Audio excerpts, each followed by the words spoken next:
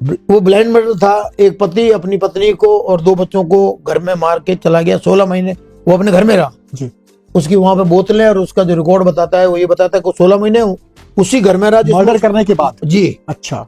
तो एक केरल की नर्स है, वो चली गई, शायद अब खत्म भी हो गई होगी, काफी पुरानी बात है। मैडम संतोष जो सुपरवाइजर थे, तो बेटा तू इस तरह का काम करता है। ओमना पियर भी नहीं पहुंची है, ससुराल भी नहीं पहुंची है। जबकि ये कौम बागी कौम कही जाती है, बगावत करती थी और गरीबों का मदद, अमीरों को लूटना, रॉबिन हुड के स्टाइल में। जी। तो ऐसा हुआ कि हमारे परिवार में भी इस तरह के केस हुए हैं। जमीन दर जोरू जमीन की लड़ाई जी। जो अब कम हो गई, अब वहाँ जंगल भी खत्म हो गए, पुलिस भी पहुंचने लग गई।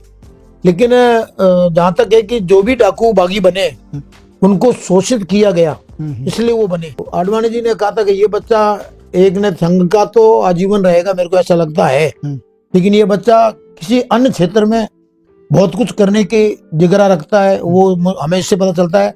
इसकी बॉडी लैंग्वेज मेरे सामने भी एक बार पांव छूने के बाद में इसमें लोच नहीं, कहाँ का है बेटा, तो मैंने कह दिया जिला भिंड का हूँ। तो वो कहा नहीं, मैं समझ गया कि ये बच्चा शाखा जरूर चलाएगा, और वो शाखा मैंने 22 साल तक चलाई।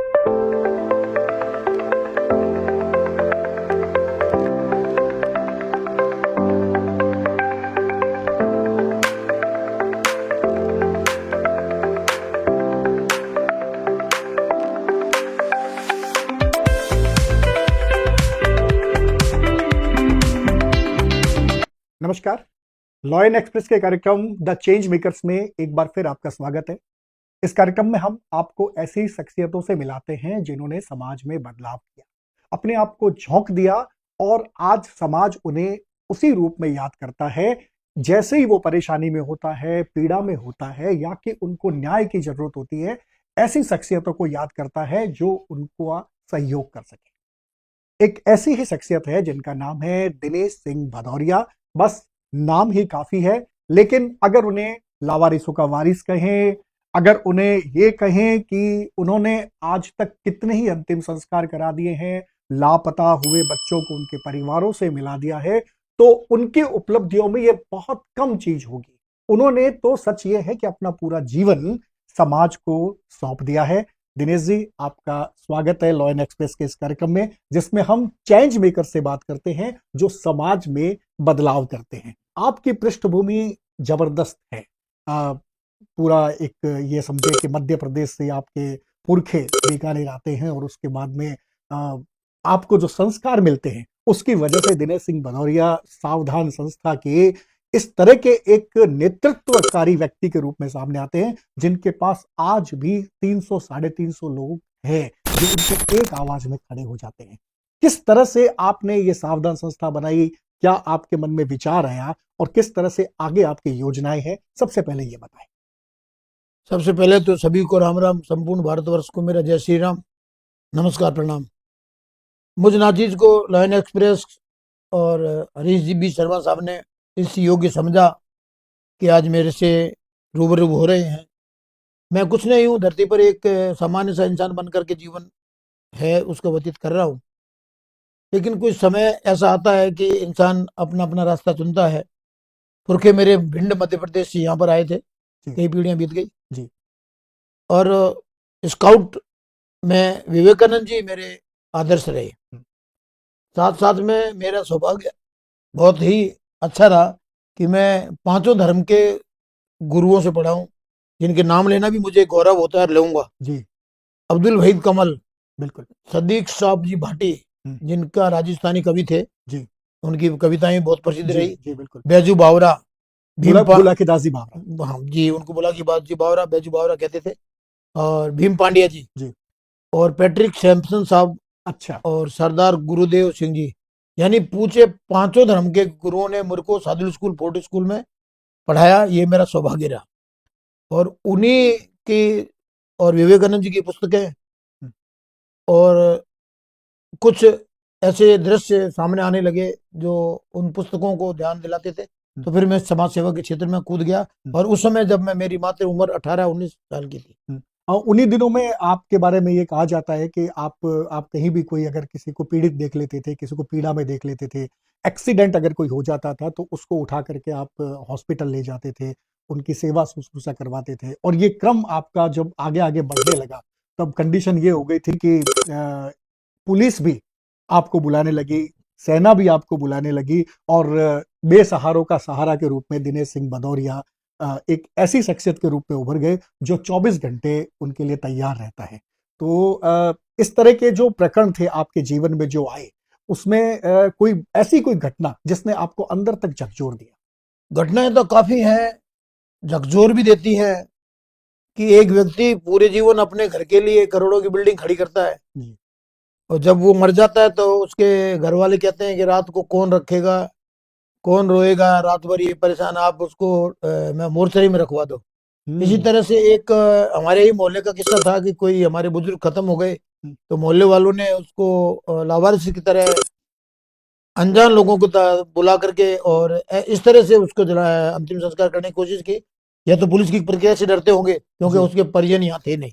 अच्छा। तो मैंने उसमें 22 साल 20 साल की उम्र में हाथ डाला, और उसमें मैं छोटा सा क्लब था भगत सिंह बना लिया।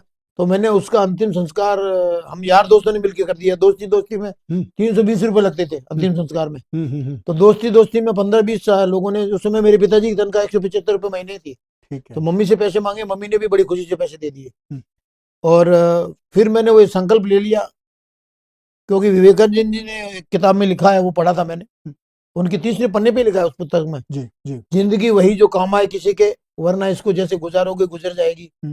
तो वो अंतिम संस्कार उसी दिन मैंने उस समय परदेशियों की बगीचे में अंतिम संस्कार किया। जी, जी। तो मैंने संकल्प लिया कि मैं जब तक जिंदा हूँ, किसी को लावारिस पता चलने के बाद में उसको लावारिस की तरह जलने नहीं दूंगा, और हो सका तो हरिद्वार तक अस्थियां पहुंचाने के पूरे प्रयास करूंगा।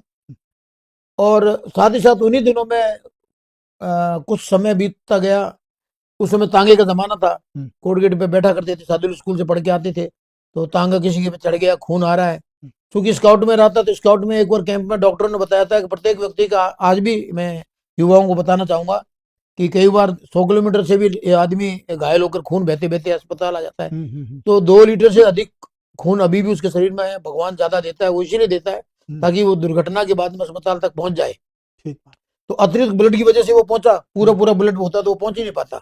तो कई बार हम टाँके लगा के, सर में टाँके लगा के भी आ जाते हैं, ब्लड मांगता नहीं है डॉक्टर। तो मैंने ये देखा कि मैं इसको ले जा रहा हूँ, ये मरेगी तो नहीं। तो मैं तांगे में डालता था, तो उसमें तांगे वाले 5 रुपए 2 रुपए लेते थे। तो और वो तांगे कोर्ट गेट से चलते थे, तो पुरानी अस्पताल थी पीवीएम, तो वो मेरे से पैसा नहीं लेते। तो डॉक्टर कहते ये कहाँ से ले आया, इसकी सफाई कर। तो हम लोग बाहर उसको ले आते, फिर किसी होटल से पानी गर्म कराते, और फिर कोई साड़ी चादर वगैरह की ओट में, मैं चाहे महिला हो, मैं उसकी साफ सफाई, कीड़े भी मैं अपने हाथ से निकालने का, मेरे को पता नहीं भगवान ने ऐसा जन्म दिया है, वो जो पीड़ित होते थे हाँ, कहीं भी कोई घायल हो मेरे को कमरे में घुसा दो तो मेरे को बदबू नहीं आती, रुमाल नहीं बांधता, ये शायद भगवान की देन है। जी जी। तो वो करते करते करते करते लोगों को पता चलने लगा। उसी दौरान कुछ लापता बच्चों के प्रकरण भी आए। तो एक, अब मेरे को कहना पड़ेगा इसी चैनल पर, और इसी चैनल को जो मेरा आज ये साक्षात्कार ले रहे हैं, हरीश बी शर्मा ने दैनिक भास्कर में, उस समय मेरे को लावारिसों का वारिस, उस समय मैंने बहुत ज्यादा काम नहीं किया था जी। लावारिसों का लावारिस पदवी दी, और वो हिंदुस्तान के 14 समाचार पत्रों ने उस खबर को उठाया। तो उससे एक उत्साह हुआ, और मैंने कहा अब इस बात को हम खरी रखेंगे। तब एक लेखक की जो उत्साह प्रोत्साहन है, वो वास्तविकता में उस लेखक के लिए एक मार्गदर्शक होगा, और उस लेखक को गर्व होगा, और हमें गर्व होगा कि उन्होंने हमें इसके लिए आगे बढ़ाया। तो मैं उस दिन से ये चलता चला आ रहा हूँ। एक समय था, पोस्ट कार्ड डालता था मैं, एक बच्चा मिला, उसने कह दिया मैं मधुबनी जिले का हूँ, मेरे मकान के पास हनुमान मंदिर है, मेरे पापा नाव चलाते हैं। बस मैं इतना समझ के एक पोस्ट कार्ड डाल देता था, 15 दिन में पोस्ट कार्ड पहुंचता, बच्चा मैं मेरे घर पे रखता, जवाब आता, उसके बाद जवाब आता तक बच्चा हमारा है। उधर से पुलिस का भी जवाब आता। फिर वो ये कहता कि हमारे पास पैसे नहीं है, तो हम यार दोस्त कहते थे उससे कि आप किराया कर्जा करके ले आओ, हम आपके बच्चे को सुपुर्द करवा देंगे, और आप यहाँ से पैसे ले जाओ। ये करते करते करते एक समय ऐसा भी आया, एक निठारी कांड हुआ, जो डॉक्टर पंडेर करके कोई था। उस समय भी समाचार पत्रों में हरीश जी ने ही लिखा था कि काश गुम बच्चे भदौरिया को मिले होते। तो फिर ये भदौरिया के अंदर एक अलग सी जग गई, और मैं अपने आप को एक सौभाग्यशाली समझता हूँ कि मेरे साथ में हजारों की संख्या में तो केवल यहीं जुड़े, और देश प्रदेश में भी हिंदुस्तान के 80 शहरों में कहीं 5, कहीं 10, कहीं 20 यदि मैं फोन कर देता हूँ एक तो पूरा नेटवर्क है आपका। नेटवर्क है और हम फोन कर देते हैं तो लापता लोगों के मामले में अभी 80 से 85% यदि भगवान ना करे वो मूक बधिर है या कोई दुर्घटना में खत्म हो गया है, उसके अलावा यदि वो जिंदा है तो 80% हमें कामयाबी। अब तो इलेक्ट्रॉनिक मीडिया आ गई इसलिए और ज्यादा मिलने लगी। जी, जी। उस समय इलेक्ट्रॉनिक मीडिया नहीं थी तो व्यक्तिगत लोग भागते थे कि बंगाल के व्यक्ति को सोचना पड़ता था कि बीकानेर का एक आदमी हमारे बंगाली के लिए सोच रहा है तो चलो हम भी कोशिश करते हैं। जी। तो ये कड़ी से कड़ी मिलती गई और ये रेशो मेरा आज 8000 लापता लोगों का मिलाने का, खोने और मिलाने दोनों का है। जी, जी। मिले उनको माँ बाप से मिलाया, खोए उनको उनके माँ बाप से मिलाया। तो ये क्रम बराबर लगातार निरंतर जारी रहा। हजारों लोगों को आपने मिलवाया अपने माता पिता से, अंतिम संस्कार, किसी की जो मिट्टी है उसको खराब होने नहीं दी आपने और अंतिम संस्कार कराया।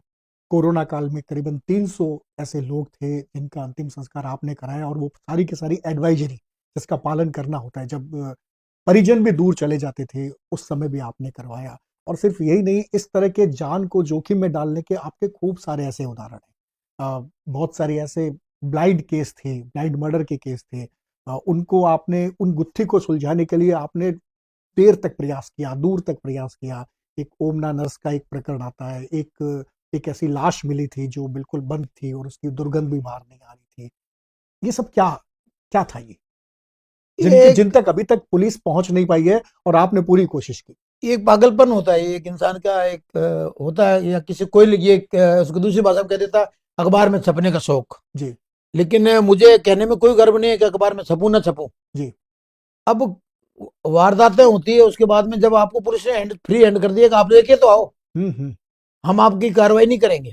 अभी मैं भ्रूण की बात करता हूँ, मैंने अगर संख्या की बात करें तो 5000 से अधिक कन्या भ्रूण उठाए मैंने। क्या बात करते हैं?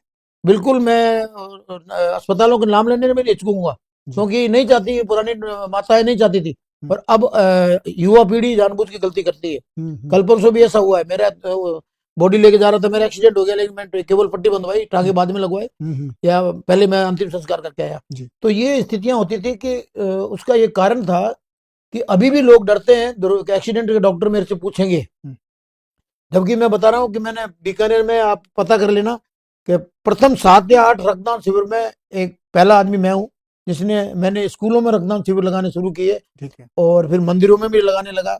और रक्तदान के प्रति तो ये हालत होती थी कि मेरे पास, मेरी मम्मी के पास में, मेरे पड़ोस का लड़के जिसने रक्तदान किया तो मम्मी को शिकायत करती थी कि मेरे बच्चे का खून निकलवा दिया आपके बच्चे ने। उन दिनों में जागरूकता कम थी, लेकिन ये जागरूकता आपने पैदा की। ये, हाँ, इसमें भी मैं ईश्वर की कृपा से, संख्या की बात करेंगे तो मैंने, एक पत्रकार बंधु ने मेरा इंटरव्यू लिया तो मैंने बता दिया उनको 155 56, तो उन्होंने कहा नहीं, हमें तो ये पता चला आपने ज्यादा दिया जी। तो मैंने कहा कि मैंने 30 से 35 अपने रिश्तेदारों को दिया है। उनको गिना चाचा, मैं गिना नहीं, तो उन्होंने कहा आपके शरीर से तो निकला है ना। जी, जी, जी। तो फिर उसका दैनिक भास्कर ने भी ब्लड बैंक के अधिकारी से पूछा तो उन्होंने कहा कि ये संभव है, क्योंकि मैं अब गर्व के साथ कहता हूँ, आत्माराम अग्रवाल का नाम लेता हूँ, वो रामदेव कटले के हैं, वो ना 192 टाइम्स ब्लड डोनेट कर चुके हैं। और एक डेयरी अथवा रोडवेज में थे मिस्टर छिपा, उनका भी 175 के आसपास का योगदान बीकानेर में रहा है। जी, जी। फिर एक इस तरह से 50-55 वाले तो बहुत हैं, लेकिन ये मेरे प्रेरणा स्रोत हैं। विदेश में भी 2-3 ऐसे लोग हैं जो 200 सवा 200 तक का काम कर चुके हैं और ये 65 की उम्र तक किया जा सकता है। तो इसलिए बदस्तूर जरूर है। और एक और बड़े गर्व की बात कहता हूँ, मैं जब भी जाता हूँ ब्लड बैंक में तो मैं कहता हूँ पहले मेरा हीमोग्लोबिन चेक करो, 14 से नीचे हो तो मत लेना। डॉक्टर मेरे को मना करते हैं कि अब आप प्रेरणा स्रोत हो, तो मेरा ईश्वर की कृपा से 16.6 अभी भी बोलता है। हीमोग्लोबिन आपका 16.6, 15.6, 16.6 चौथे महीने में आ ही जाता है। ठीक है। फिर मैं क्या करता हूँ कि कहीं बाहर गया हुआ होता हूँ तो वहां भी कहीं नजदीक अस्पताल होती तो रक्तदान कर जाता हूँ। तो हिंदुस्तान के 40 अस्पताल है,